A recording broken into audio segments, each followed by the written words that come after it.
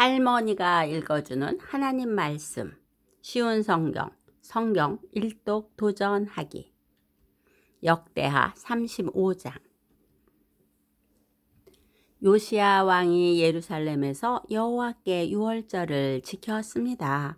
첫째 달 14일에 사람들이 유월절 양을 잡았습니다. 요시야는 제사장들을 뽑아 각자 할 일을 맡겼습니다. 그리고 여호와의 성전에서 일하는 그들을 격려해 주었습니다. 레위 사람들은 이스라엘 백성을 가르치며 여호와를 섬기기 위해 자기 몸을 거룩히 구별했습니다.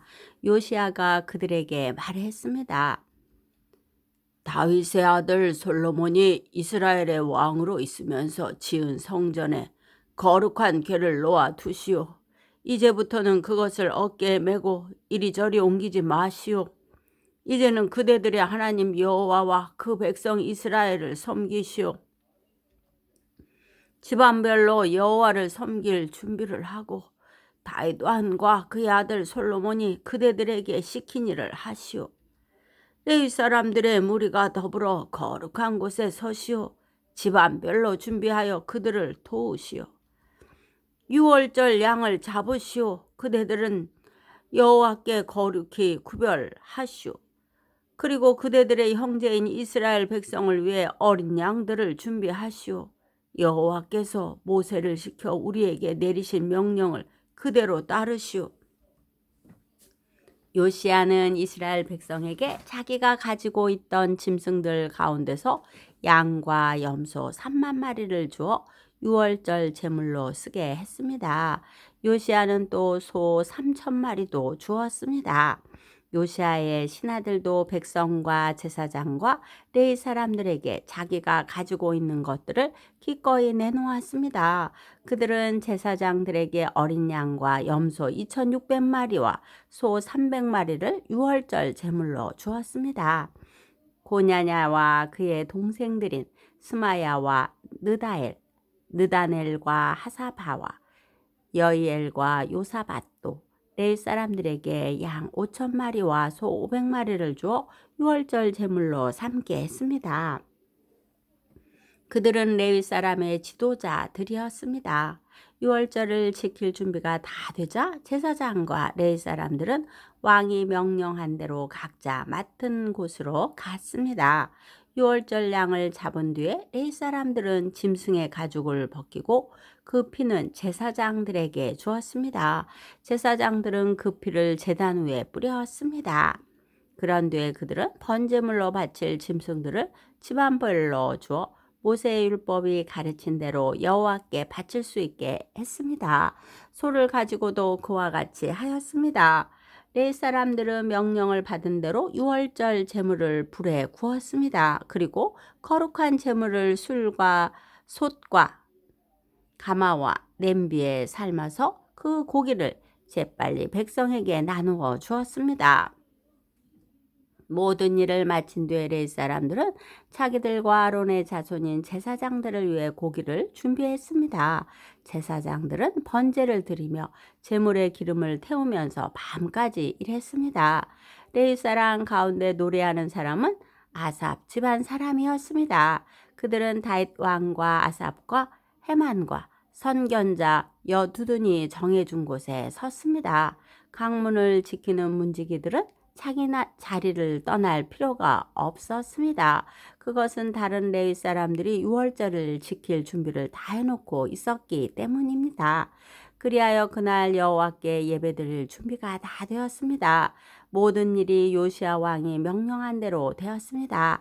사람들이 유월절을 지키고 여호와의 제단에 태워드리는 제물인 번제물을 드렸습니다. 그곳에 있던 이스라엘 백성은 유월절을 지키고 연이어 무교절을 7일 동안 지켰습니다. 예언자 사무엘이 살아있던 때로부터 그때까지 그렇게 유월절을 지킨 적은 한 번도 없었습니다. 이스라엘의 그 어떤 왕도 요시야가 제사장과 레위 사람과 온 유다와 이스라엘 무리와 예루살렘에 사는 사람들과 함께 지킨 유월절처럼 유월절 행사를 한 적은 한 번도 없었습니다. 이 유월절을 지킨 때는 요시아가 왕으로 있은 지 18년째 되는 해입니다. 요시아가 성전을 위해 이 모든 일을 한 후에 이집트의 느고 왕이 칼그미스를 치려고 군대를 이끌고 왔습니다. 칼그미스는 유프라테스 강가에 있는 마을입니다. 요시아는 느고와 맞서 싸우려고 나갔습니다. 그러자 느고가 요시아에게 사람들을 보내어 말했습니다. 요시야 왕이여, 그대와 나는 싸울 이유가 없어. 나는 내 원수와 싸우러 온 것이지 그대와 싸우러 온 것이 아니오. 하나님은 나더러 서두르라 하셨소. 하나님은 내 편이시오. 그러니 하나님과 싸우려 들지 마시오. 그랬다가는 하나님께서 그대를 멸망시킬 것이오. 그러나 요시아는 되돌아가지 않았습니다. 요시아는 아무도 알아보지 못하게 변장을 했습니다. 요시아는 느고가 하나님의 명령을 받아 한 말을 듣지 않았습니다. 요시아는 무기또 골짜기로 싸우러 나갔습니다. 싸움을 하다가 요시아 왕은 화살에 맞았습니다. 요시아가 자기 신하들에게 말했습니다. 나를 다른 곳으로 데려갔다오. 내가 심하게 부상당했다. 그래서 신하들이 요시아를 들어 전차에서 내린 다음 요시아가 전쟁터에 가져온 다른 전차에 옮겨 태워서 예루살렘으로 데려갔습니다. 요시아는 예루살렘에서 죽었습니다. 요시아는 그의 조상들이 묻힌 무덤에 묻혔습니다. 온 유다와 예루살렘 백성이 요시아의 죽음을 슬퍼했습니다. 예레미야가 요시아에 관해 슬픈 노래들을 지었습니다. 오늘날까지도 모든 노래하는 남자와 여자는 그 노래들을 부르며 요시아를 기억하고 기념합니다. 이스라엘에서는 그 노래들을 부르는 것이 관습이 되었습니다. 그 노래들은 애가집에 적혀 있습니다.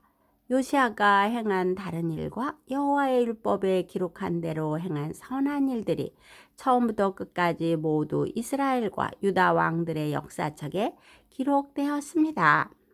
역대하 36장. 유다 백성이 요시아의 아들 여호와하스를 뽑아 아버지의 뒤를 이어 예루살렘에서 왕이 되게 했습니다. 여호와하스가 왕이 되었을 때의 나이는 23세였습니다. 그는 예루살렘에서 석 달 동안 왕으로 있었습니다.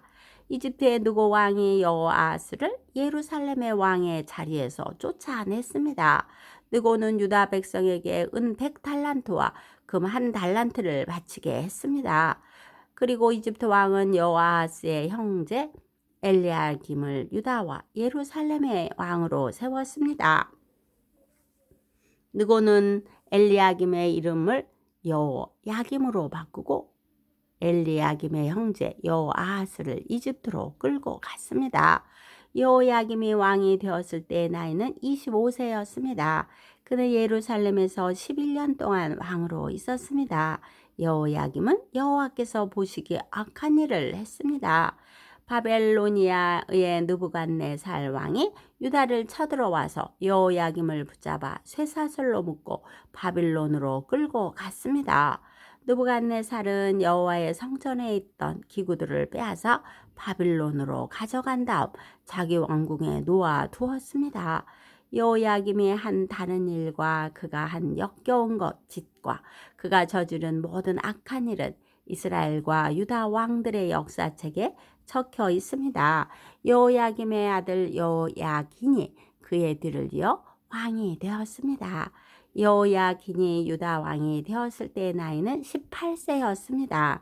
그는 예루살렘에서 석 달 열흘을 왕으로 있었습니다.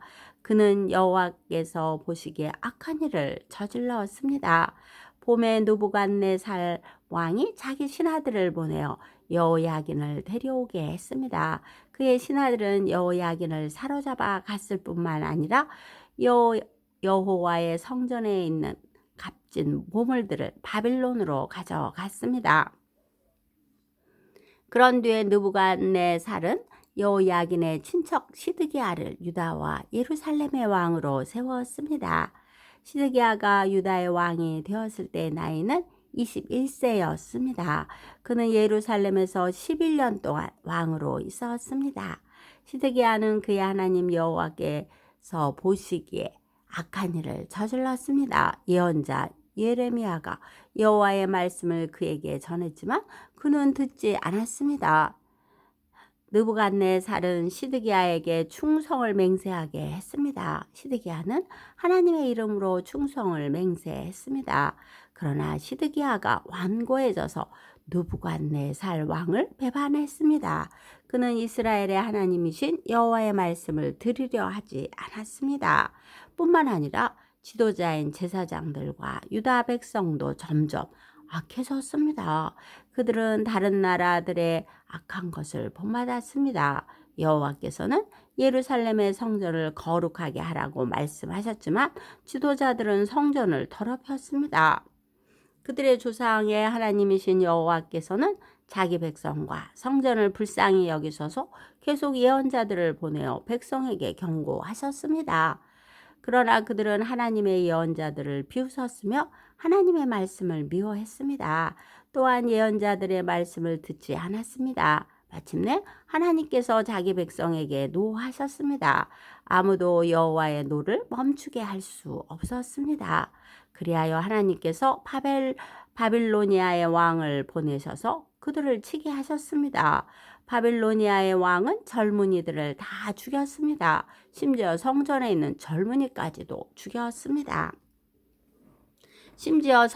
있는 젊은이까지도 죽였습니다. 바빌로니아 왕은 무자비했습니다. 그는 남자와 여자를 다 죽였습니다. 늙은이와 병든 사람까지도 죽였습니다. 느부갓네살이 유다와 예루살렘의 백성에게 벌을 준 이 모든 것은 하나님께서 허락하신 것입니다. 느부갓네살은 하나님의 성전에서 크고 작은 모든 것을 바빌론으로 가져왔습니다. 그는 여호와의 성전에 있던 보물과 왕과 그의 신하들이 가지고 있던 보물을 다 가져갔습니다. 느부갓네살과 그의 군대는 하나님의 성전에 불을 질렀습니다. 그는 예루살렘의 성벽을 무너뜨렸습니다. 그리고 왕궁을 다 불살랐습니다. 그들은 예루살렘에 있는 값진 것은 모두 가져가거나 없애버렸습니다. 느부갓네살은 살아남은 백성을 바빌론으로 사로잡아 가서 자기와 자기 자손의 노예로 삼았습니다. 그들은 페르시아 왕국이 바빌로니아를 물리칠 때까지도 노예로 있었습니다. 그리하여 여호와께서 예언자 예레미야를 통해서 하신 말씀, 곧 그곳이 70년 동안 황무지가 될 것이라고 하신 말씀이 이루어졌습니다. 그동안 7년마다 한 번씩 땅을 쉬게 하라는 여호와의 말씀이 지켜지지 않았는데 그런 일이 일어남으로 땅의 안식이 이루어졌습니다. 고레스가 페르시아의 왕이 된 첫 해 여호와께서 고레스의 마음을 움직이셔서 예레미야를 시켜서 하신 말씀을 이루셨습니다. 고레스는 온 땅의 사람들을 보내어 글로 적은 칙령을 선포하게 했습니다. 페르시아의 고레스 왕이 선포한 칙령의 내용은 이러합니다.